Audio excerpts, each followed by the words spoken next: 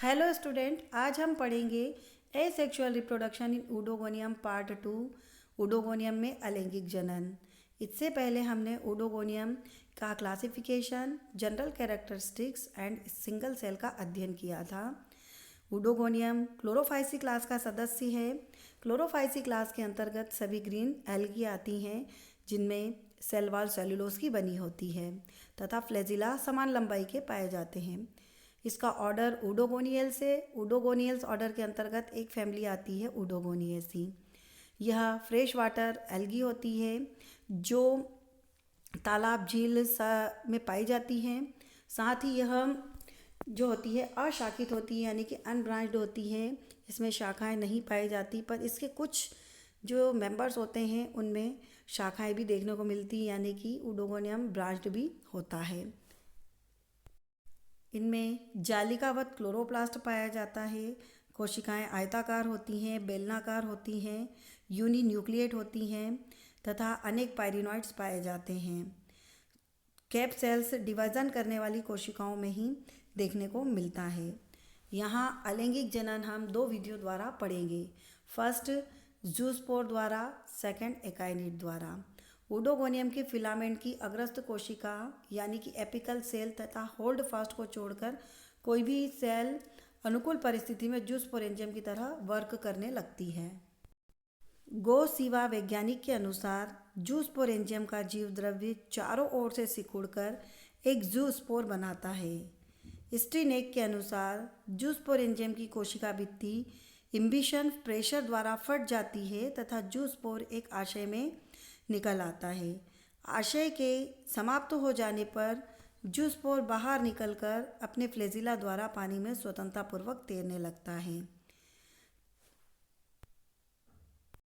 It means ऊडोगोनियम filament की सबसे top की सेल जो कि एपिकल सेल कहलाती है तथा सबसे निचली कोशिका जिसे होल्ड फास्ट कहा जाता है, ये दोनों ही कोशिकाएं एसेक्सुअल रिप्रोडक्शन में भाग नहीं लेती है, यानी कि जूस्पोर का निर्माण नहीं करती है।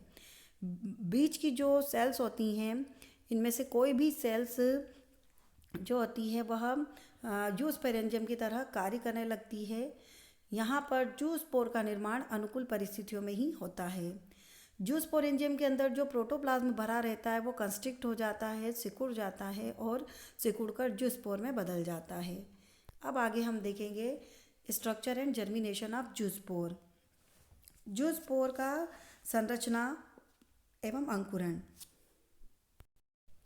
जब जूस्पोरेंजियम के अंदर जूस्पोर का निर्माण हो जाता है तो जूस्पोर की संरचना को हम देखें तो जूस्पोर नाशपाती के आकार का होता है, बड़ा होता है तथा इसमें एक केंद्रक पाया जाता है तथा इस फ्लैजिला अनेक होते हैं, यानी कि यूनिन्यूक्लिएट मल्टी फ्लैजिलेट कंडीशन पाई जाती है।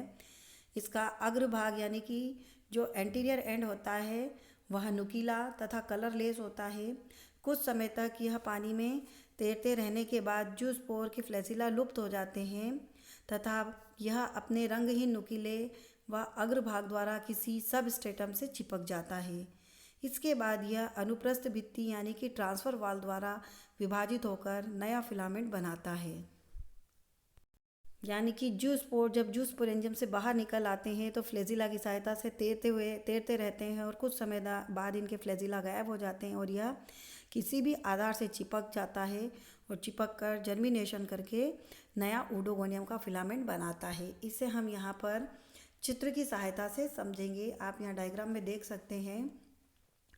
ऊडोगोनियम में यह फर्स्ट डायग्राम है जो ऊडोगोनियम की एक सेल है फिलामेंट की। कोई भी सेल जूस्पोरेंजियम की तरह कार्य करती है, यह सेल जूस्पोरेंजियम की तरह कार्य कर रही है। इसके अंदर प्रोटोप्लाज्म भरा हुआ है, आप देख सकते हैं। इसमें यह मैच्योर सेल है जिसमें सिंगल न्यूक्लियस है और जालिकावत क्लोरोप्लास्ट पाया जाता है। इसका सेकंड डायग्राम में आप देखेंगे तो इसका प्रोटोप्लाज्म जो होता है वो सिकुड़ जाता है, सेल वाल को छोड़ देता है, सेल वाल से जो होता है डिटेच हो जाता है। तो यहाँ आपको स्पष्ट दिखाई दे रहा होगा कि प्रोटोप्लाज्म सेल वाल से डिटेच हो गया है।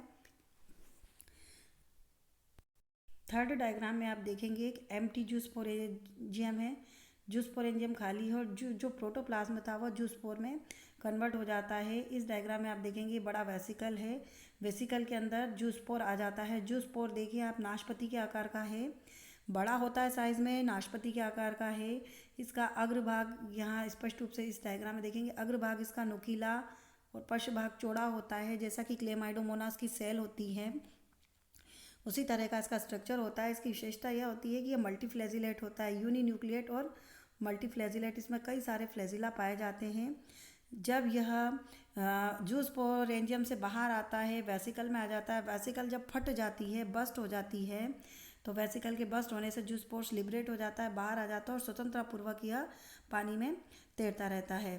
फिर जैसे ही यह सब स्ट्रेटम से चिपक जाता है, किसी आधार से चिपक जाता है, तो यह अपने नुकीले भाग की तरफ से आधार से चिपकता है। यह अग्रभाग जो होता है नुकीला होता है, इसी पार्ट की तरफ से यह आधार से अधोस्तर से चिपक जाता है और फिर जर्मिनेशन करता है और जर्मिनेशन करके वापस से नया यंग फिलामेंट बना लेता है। तो इस प्रकार से यूडोगोनियम में यहाँ पर यदि हम देखें तो किस तरह से फिलामेंट की कोई सेल जूस्पोरेंजियम की तरह कार्य करती है और प्रोटोप्लाज्म से कैसे जो होता है जूस्पोर बन जाता है और जूस्पोर वापस से जर्मिनेशन करके नए फिलामेंट का निर्माण करता है। इस मेथड को हमने देखा यहाँ पर। यह अलैंगिक जनन है। सेकंड मेथड जो होती है यूडोगोनियम में ही अलैंगिक जनन की, जिसे कहा जाता है एकाइनिड्स द्वारा। इसको भी हम यहाँ जानेंगे कि जनरली एकाइनिड्स जो होते हैं प्रतिकूल परिस्थितियों में बनते हैं। जब प्रतिकूल परिस्थिति में फिलामेंट की कुछ कोशिकाओं में भोज्य पदार्थ संचित हो जाता है तथा प्रत्येक कोशिका का जीवद्रव्य गोलाकार होकर स्पोर जैसी संरचना बना लेता है, जिसे एकाइनिड कहते हैं। कुछ समय तक एकाइनिड विश्राम अवस्था में पड़े रहते हैं। जैसे ही फेवरेबल कंडीशन या अनुकूल परिस्थितियां आती हैं, ये एकाइनिड बाहर निकल आते हैं और जर्मिनेशन करके नया फिलामेंट बनाते हैं। तो यहाँ पर जो एकाइनिड्स द्वारा एसेक्सुअल रिप्रोडक्शन है वह प्रतिकूल परिस्थिति यानी कि अनफेवरेबल कंडीशन में देखने को मिलता है, जिसमें जीव द्रव्य कुछ समय तक डोरमेंट कंडीशन में पड़ा रहता है, लेकिन जैसे ही फेवरेबल कंडीशन आती है जर्मिनेशन करते हैं और नया फिलामेंट बनाते हैं। परंतु जो हमने जूस्पोर द्वारा अलैंगिक जनन को पढ़ा तो उसमें हमने देखा कि जूस्पोर का जो निर्माण होता है वो अनुकूल परिस्थिति में फेवरेबल कंडीशन में होता है। तो इस प्रकार से आज हमने इसमें यूडोगोनियम के अलैंगिक जनन टॉपिक के अंतर्गत अलैंगिक जनन की 2 विधियों का अध्ययन किया। अगले वीडियो में हम यूडोगोनियम के सेक्सुअल रिप्रोडक्शन को पढ़ेंगे। Thank you for watching.